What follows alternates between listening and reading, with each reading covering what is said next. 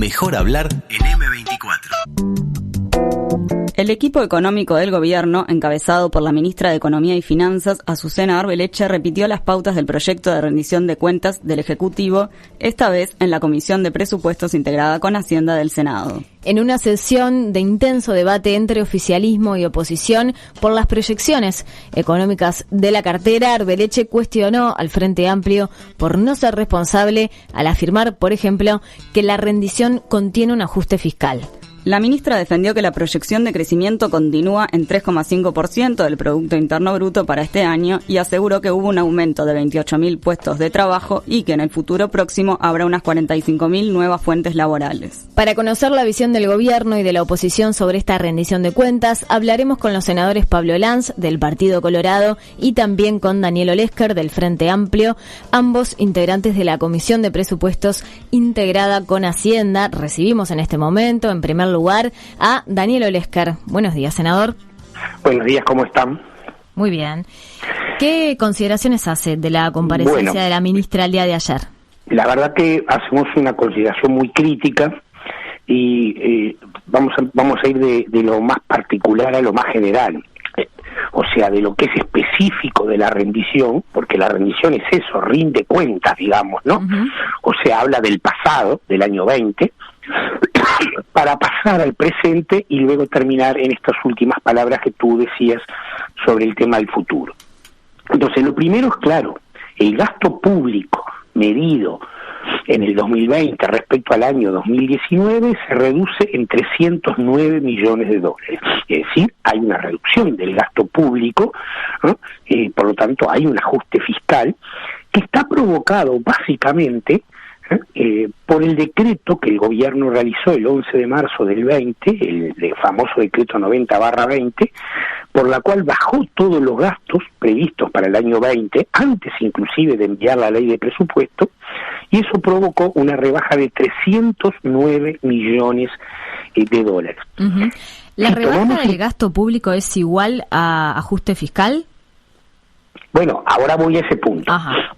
Termino el primer punto diciendo que el total del gasto, si tomamos los recursos extrapresupuestales, es decir, el fondo COVID, es más o menos empata, porque el fondo COVID compensó. O sea que, en realidad, en año de pandemia se gastó más o menos lo mismo que el año anterior. Ahora voy a los dos puntos siguientes, que son en qué se bajó y el papel del fondo COVID, para mostrar justamente esta pregunta que tú me hacías. Uh-huh. Porque la discusión es, bueno, podríamos decir, bueno, hubo 309 millones de dólares, pero en realidad eso representa una mayor eficiencia en el uso del gasto público. Ahora, ¿cómo se componen los 309 millones de dólares? Rápido. 56 millones de dólares en la ANEP, 14 millones en la UDELAR, 30 millones en los servicios de salud del Estado, 35 millones en construcción de viviendas, 23 millones en obra pública y 18 millones en el INAU, más eso suma 180 millones, o sea, el 60% es gasto social e inversión. A esto hay que sumarle algunos rubros que están en partidas que no son fáciles de tomar, como diversos créditos o subsidios. Por ejemplo, bajan las cápitas al FONASA, bajan los subsidios a muchísimas organizaciones. O sea, podemos afirmar que el 80% de esa rebaja es gasto social. Entonces, ¿cómo es posible hablar de mayor eficiencia? En la ANEP lo que hubo fue menos horas trabajadas. En ACE hubo menos insumos médicos. En vivienda no hay duda. O sea, 35 millones de dólares menos a 50.000 dólares la vivienda son, bueno, un número relevante, unas 700 viviendas menos en el año. Y el tercer punto es el fondo COVID. Bueno, decir, bueno, ¿el fondo COVID compensó esto? No, ANEP no tuvo fondo COVID, UDELAR no tuvo fondo COVID, Vivienda no tuvo fondo COVID, y el fondo COVID se dio básicamente, esto también lo presentó el propio ministerio, que el fondo COVID gastó unos 16.000 millones de pesos para 840.000 personas. Eso en 9 meses y medio de pandemia da 752 pesos por mes y por persona. Se gastó en apoyar a las personas 0,3 puntos 0,3% del PBI, 750 pesos por mes y por persona. Entonces, esto me lleva al cuarto punto. Bueno, lo que pasa es que no había más margen para gastar. Entonces aquí nosotros le presentamos su propia regla fiscal. Nosotros votamos en contra de la regla fiscal. Formamos parte de esta campaña para derogar la regla fiscal. Pero tomemos su regla fiscal. Como dijo un senador de nuestra bancada, una regla fiscal a la que la mayor parte de los países del mundo le dieron vacaciones, ¿no? Acá no solo no le dieron vacaciones, sino que la aprobaron en el medio de la pandemia. Bueno, esa regla fiscal tenía 3 pilares: un máximo de gasto, un máximo de déficit y un máximo de deuda. En los tres se gastó menos el tope que asignaba esa regla, digamos. Se sobrecumplió la regla. Bien. Y la regla que sí, vamos a tomar la que se sobrecumplió por menos, porque obviamente es la que pone el tope. La regla del déficit se estuvo un déficit menor en 140 millones de dólares. Yo dije hoy que las transferencias monetarias a las personas fueron un 0,3% del PBI, más o menos 140 millones de dólares. O sea que solo utilizando su propia regla fiscal se podrían haber duplicado las transferencias. Y ustedes recuerdan que el año pasado el Instituto de Economía de la Universidad hizo un estudio que decía que si se duplicaban las transferencias podía haber una reducción muy importante de la pobreza que se estimaba iba a venir. Con su propia regla fiscal enviaron gente a la pobreza. Antes de seguir profundizando sobre lo que entiende el Frente Amplio como digamos, el cumplimiento y más allá de las metas fiscales del gobierno, queremos compartir un audio con usted sobre algunas de las cosas que usted mencionaba de la conferencia de prensa de la ministra Azucena Arbeleche del día de ayer, que, digamos, contradice o se opone a lo que manifestó el Frente Amplio respecto a lo que sucedió el año pasado. Tampoco es cierto, y que se está referido en el informe del Frente Amplio, es que en el 2020 hubo un ajuste fiscal. De ninguna manera podemos hablar de que hubo un ajuste fiscal cuando en el 2020 el déficit fiscal subió y la deuda en el 2020 subió. El hecho de que la deuda haya subido puede llegar a ser un atenuante o uno de los argumentos pertinentes a la hora de explicar esta visión del equipo de gobierno, que es totalmente opuesta a la que dice o a la que mantiene la oposición de gobierno. Bueno, lo primero es que el ajuste fiscal está asociado al menor gasto en rubros que son sensibles, y eso ya lo demostré. Sí. Que haya aumentado la deuda no es una contradicción, porque por un lado hubo el fondo COVID, que como dije, compensó en parte, pero además porque ya había déficit que venía, y por lo tanto era obvio que iba a haber aumento del endeudamiento. Más aún, nosotros, para esos adicionales que propusimos, ¿se acuerdan que nosotros propusimos duplicar las transferencias? Bueno, propusimos varias cosas, adelantar inversión pública, proponíamos más endeudamiento, y cuando nos dijo, siguen sin decirnos cómo financiarían ese mayor gasto, ese mayor uso de la regla fiscal, lo dijimos de vuelta, con endeudamiento. No se escuchó la mayor parte de la intervención, porque siguió insistiendo que no había aumentos de salarios. Eso también está en otra parte de su conferencia de prensa, y el artículo 14 es muy claro, ¿no? Todos los adscritos de los ministros reciben aumento. Que no hubo baja de salarios, quiso decir.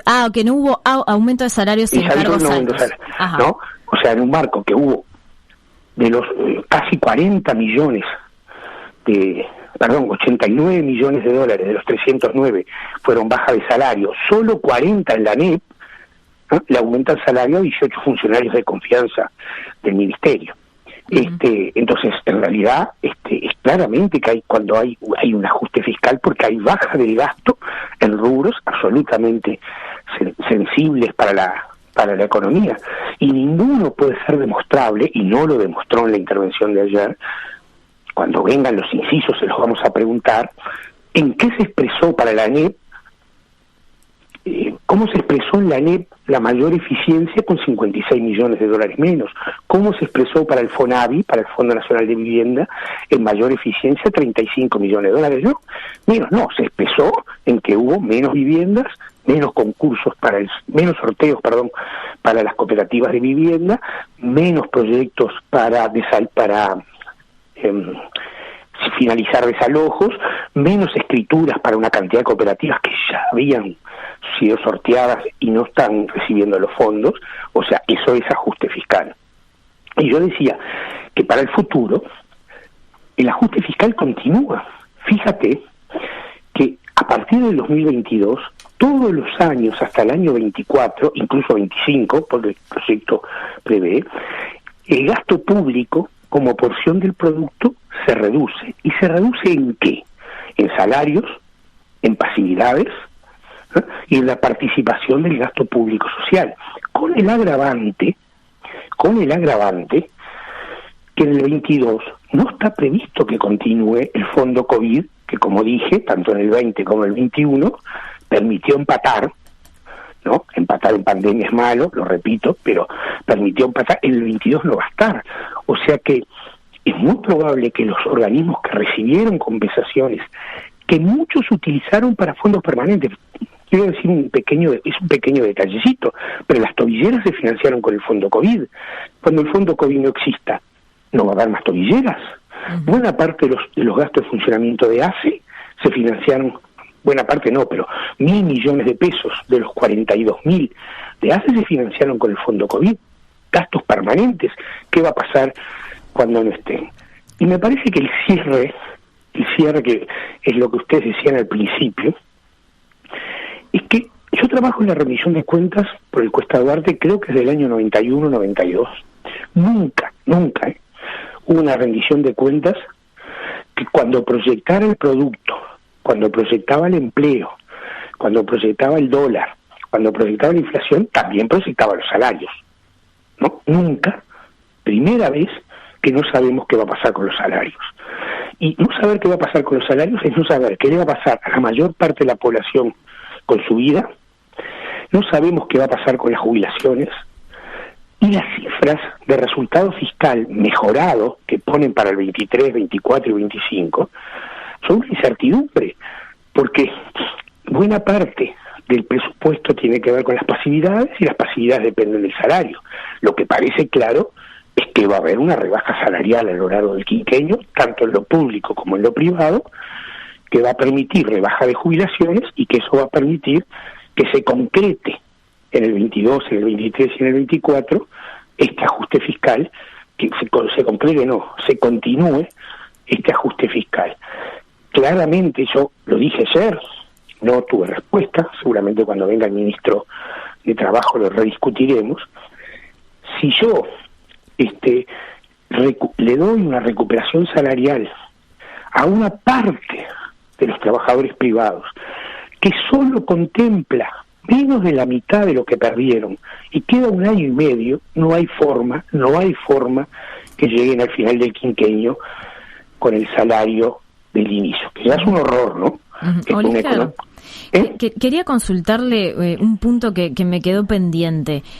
¿Cómo se explica que desde el gobierno se haya impulsado el aumento del tope de la deuda, ¿no? O sea, como posibilidad en este marco que usted está describiendo? Bueno, porque, repito, en el 20 sobrecumplieron la meta de deuda en 350 millones de dólares. Sin embargo, en el 21, el tope, que ellos mismos aprobaron hace muy poquito, ¿no? Porque el tope de deuda se aprobó en la ley de presupuesto en diciembre, lo subvaluaron, o sea, pusieron un tope de deuda bastante más bajo que en el 20, y obviamente quedó claro que no lo iban a cumplir, justamente por ese proceso dinámico que tiene la economía, de que va necesitando nuevo endeudamiento en función de necesidades fiscales. O sea, es consecuencia de haber ahorrado tanto antes, digamos. ¿Perdón? Es consecuencia de haber ahorrado anteriormente.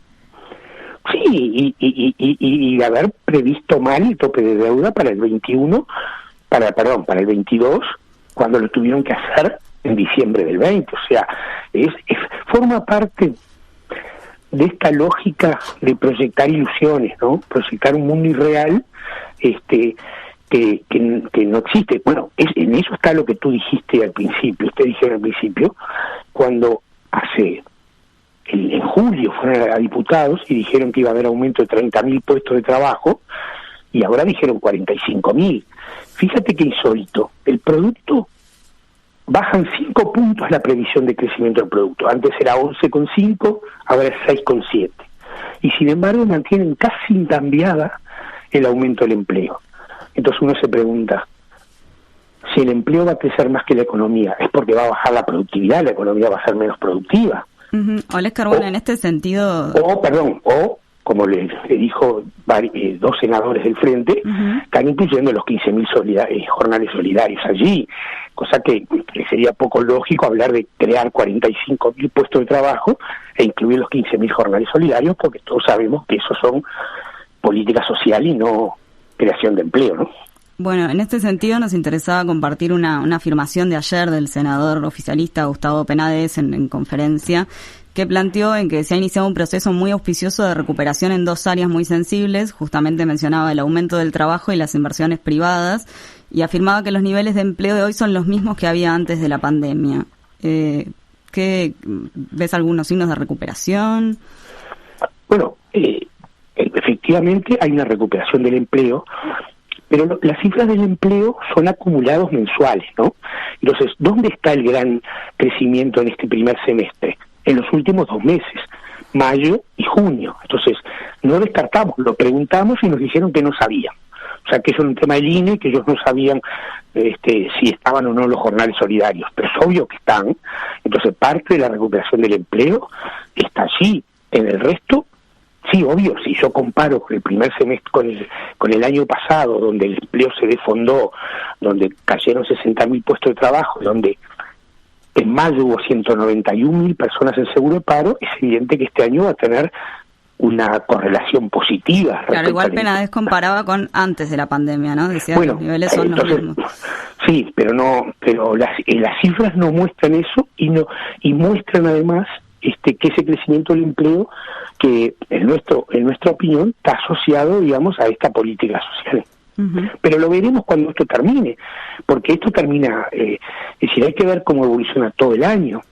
Es decir, parece raro, lo que yo digo es que parece raro un crecimiento del empleo tan sustantivo en 2 meses, justamente 2 meses que hubo una política social de estas características, y además parece raro que sea cuando en realidad la economía está creciendo fundamentalmente por sectores poco intensivos en mano de obra, y la expansión del empleo, según las propias empresas, según la consultora Exante y otras, todavía es muy baja en materia de creación de empleo. Es decir, tendremos que verlo, pero en principio no nos parece que sea razonable pensar esa expansión del empleo, salvo, además justo qué casualidad, la diferencia entre los 30 y los 45.000 puestos de trabajo que cambiaron en menos de 2 meses, es el mismo número de son jornales. 15.000, es el mismo número que los jornales solidarios. Claro. Entiendo el planteo. Olesker, nos interesaba ingresar, a algunos puntos concretos que están en la rendición de cuentas o que algunos socios de la coalición pretenden incluir ahora. Por ejemplo, Cabildo Abierto, ¿no? Que propone integrar al proyecto el artículo para que las empresas de TV, los cableoperadores del interior, puedan prestar servicios de Internet. ¿Qué reflexión le merece? No lo hemos analizado todavía. La bancada, cuando entre el punto lo analizaremos, no es el tema en el que yo me he analizado, ¿no? Todavía no tenemos una posición definida sobre eso. Se lo consulto porque, se ha cuestionado, ¿no?, como el tratamiento que se le está dando a las empresas públicas desde la oposición y en este sentido, por ejemplo, el director por el FA, La Rosa, habló de que con esto se le quitaría el monopolio a Antel. Sí, yo vi el informe de La Rosa, lo voy a estudiar detenidamente. Claramente, la rendición está claro que es una rendición que avanza en pasos en relación al sector público, en línea con lo que fue la LUC y en línea con lo que está haciendo la práctica, digamos, ¿no? Los bancos públicos están viendo la aplicación del 3x1 de las vacantes, está matando a los bancos públicos, están en riesgo muchísimas sucursales del interior del país. Eso está claro que hay un avance contra las empresas públicas muy notorio, o sea que nosotros no vamos a ser partícipes de ello. Sobre este punto en concreto yo por lo menos no tengo hasta ahora una definición, no lo he estudiado. Bien, ¿y sobre qué puntos va a insistir el FA para intentar lograr alguna modificación respecto a lo aprobado en diputados? Bueno, en esta rendición de cuentas insistiremos con los temas de redistribución de ingresos, como se hizo en diputados. Trataremos de que los recursos que van a estos golpeados incisos de la política social, me refiero básicamente a la ANEP, la UDELAR, que ya tuvo una pequeñísima compensación en diputados, sobre todo para el Hospital de Clínica, ANEP, UDELAR, ACE, el INAU, ¿no? O sea, que poder redistribuir recursos. Claro, para eso necesitamos, nosotros somos minoría, o sea que insistiremos con la redistribución, pero sabemos que tendremos poco éxito. Volveremos a insistir con que pongan, hoy viene la Oficina de Servicio Civil, con que le pongan un poco de números a los salarios públicos. A nosotros no nos alcanza con la palabra, nos comprometemos a que el salario público vuelva al nivel inicial del quinquenio. Repito, es un horror que en 5 años lo único que le den a los trabajadores es el salario real del inicio. Es un horror. Pero ni siquiera eso está garantizado. Insistiremos con que se pongan en las rendiciones los ajustes del 22, 23 y 24 que garanticen ese compromiso, si no es un compromiso falso, porque no tiene sustento en el papel. Uh-huh. Bueno, insistiremos con el gasto social, con estas cuestiones del salario.